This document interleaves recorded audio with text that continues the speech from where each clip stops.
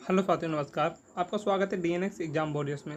तो आज UP police भर्ती री एग्ज़ाम को लेकर जो हिंदी का प्रैक्टिस सेट नंबर 8 है, इससे पहले हम इसके 7 प्रैक्टिस सेट पूरे कंप्लीट कर चुके हैं। अगर आपने वो नहीं किए हो तो आपने बहुत कुछ खोया है, और अभी समय है तो उनको भी कंप्लीट कर लीजिए, क्योंकि ये प्रैक्टिस सेट जो खाकी सीरीज RWA पर चल रही है, उसी के जो प्रैक्टिस सेट है उसी को हम रिवाइज कराते हैं। अगर आपने वहाँ नहीं किए तो आपने बहुत अपना नुकसान किया है, और इसको नहीं किया है तो उससे भी ज़्यादा बड़ा नुकसान किया है। तो इसको ज़रूर, इसको और उसको दोनों को, हो सके तो दोनों को, अगर ना हो सके तो इनको ज़रूर रिवाइज कर लेना एग्ज़ाम से पहले। तो इन सभी क्लासेस की जो PDF है वो आपको फ्री ऑफ कॉस्ट टेलीग्राम पर मिल जाती है। टेलीग्राम चैनल का नाम है DNS एग्जाम वॉरियर्स। तो वहीं पर आपको मिल जाएंगी ये सभी PDF हैं। तो वहाँ पर आप इन सभी PDF को पढ़ सकते हो, और क्लास करनी है, रिवीजन करना है। 10-15 मिनट में आपका पूरी क्लास का रिवीजन हो जाता है, वो यहीं पर आप कर सकते हो। तो बिना किसी देरी के शुरू करते हैं आज की क्लास का, जिसका पहला क्वेश्चन है कि छंदों की गणना किसमें की जाती है। तो वर्ड में भी की जाती है और मात्रा में भी की जाती है।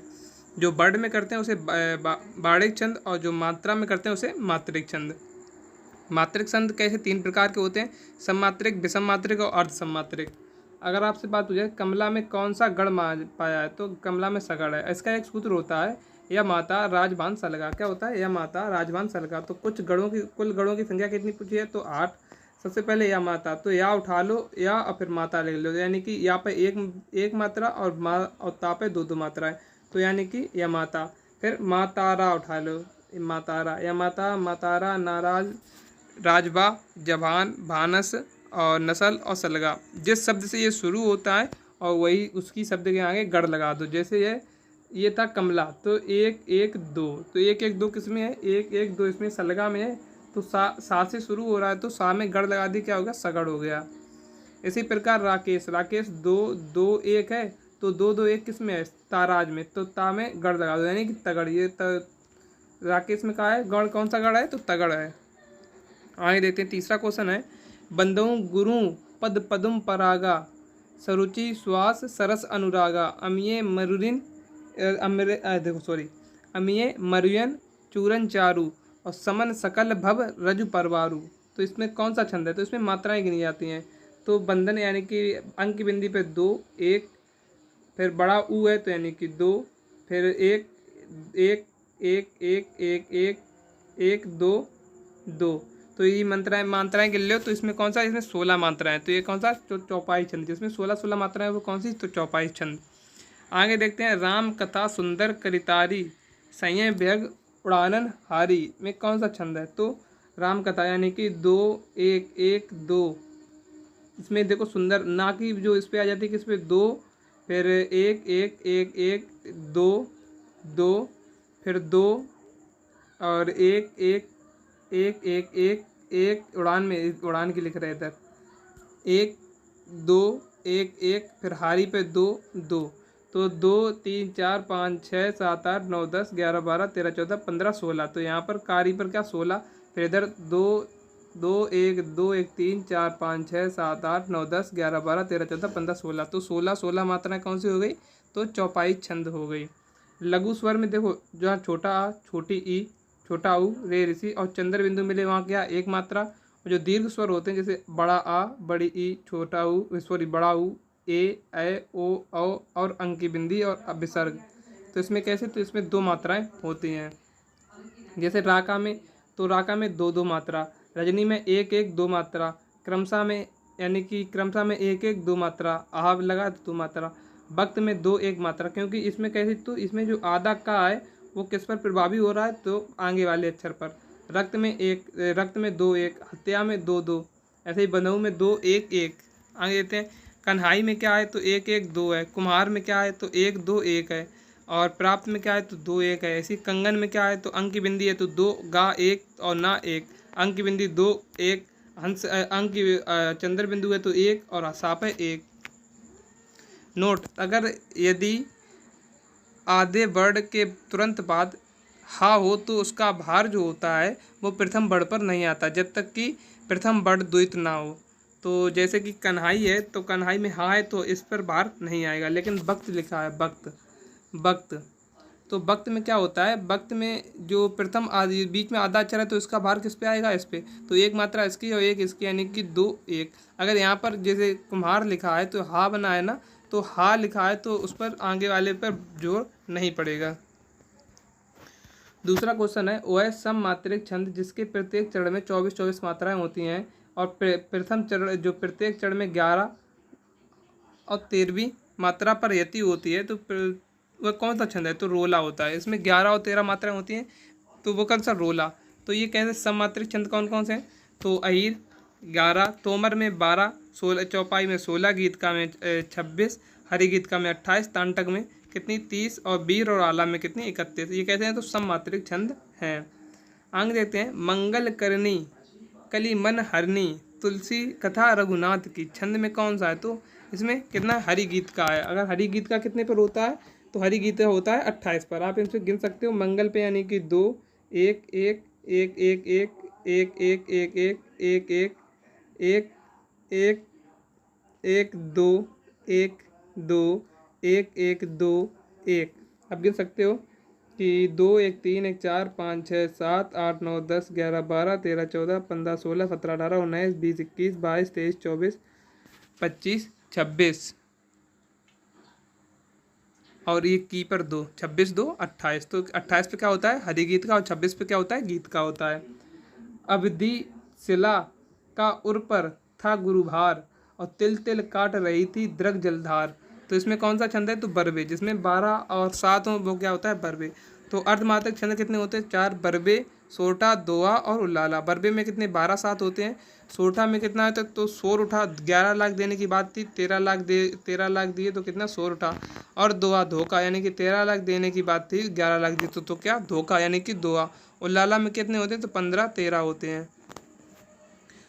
आगे देखते हैं, सुनी केवट के बैन प्रेम लपेटे अटपटे बिहसे करुणा करुणा एन चितई जानकी लखन तन। तो ये कैसा छंद, इसमें सोरठा है। आप गिन सकते हो, तो 1 1 2 1 1 2 2 1 और इसमें 2 1 1 2 2 1 1 1 2 गिन सकते हो। 1 2 3 4 5 6 7 8 9 10 11। तो यानी कि 11 के बाद कॉमा लगा, फिर 2 3 4 5 6 7 8 9 10 11 12 13।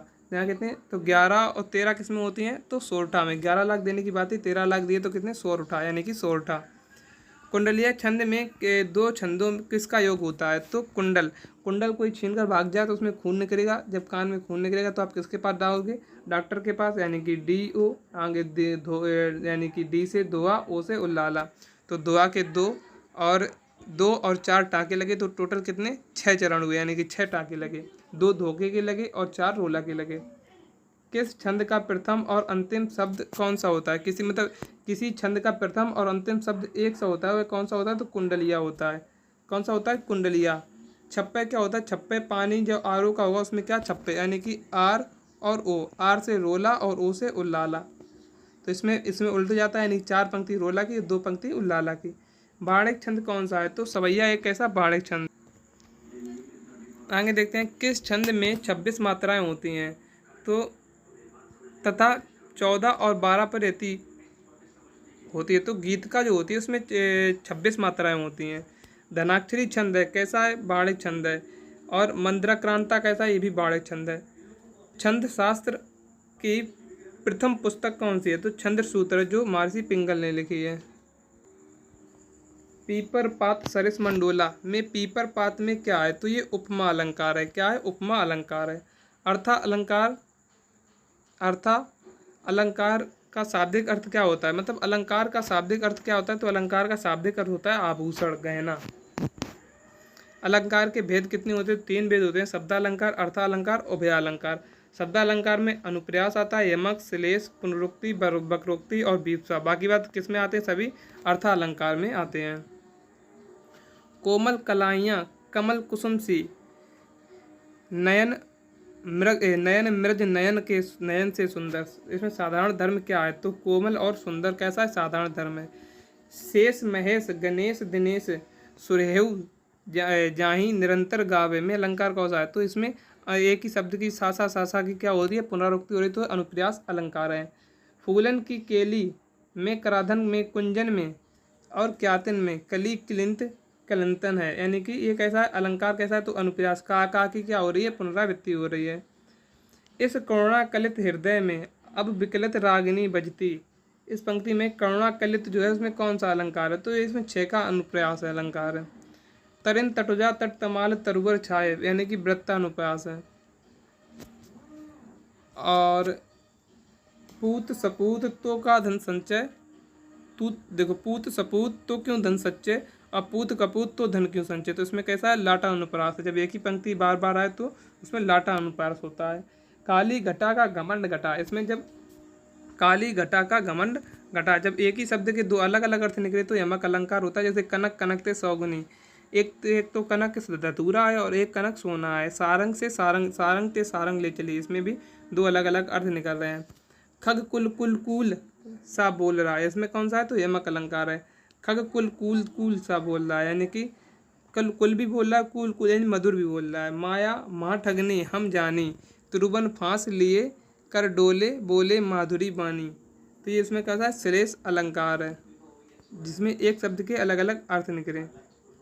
जहाँ गांठ तहाँ रस नहीं, और जान बसे सब कोई, तो जहाँ गांठ पड़ जाती है वहाँ रस नहीं पड़ती। रिश्तों में गांठ पड़ जाती है तो वहाँ भी रस नहीं होता, और गन्ने में गांठ पड़ जाती है तो वहाँ पर रस नहीं होता। जब एक ही शब्द के दो अलग अलग अर्थ निकले और शब्द एक ही हो, अर्थ दो अलग अलग हो, तो वहाँ श्रेष्ठ अलंकार। और जब शब्द दो अलग मतलब एक ही शब्द हो और अलग अलग लिखे हों, उसके अलग अलग अर्थ हो, तो वहाँ पर हेमक अलंकार है।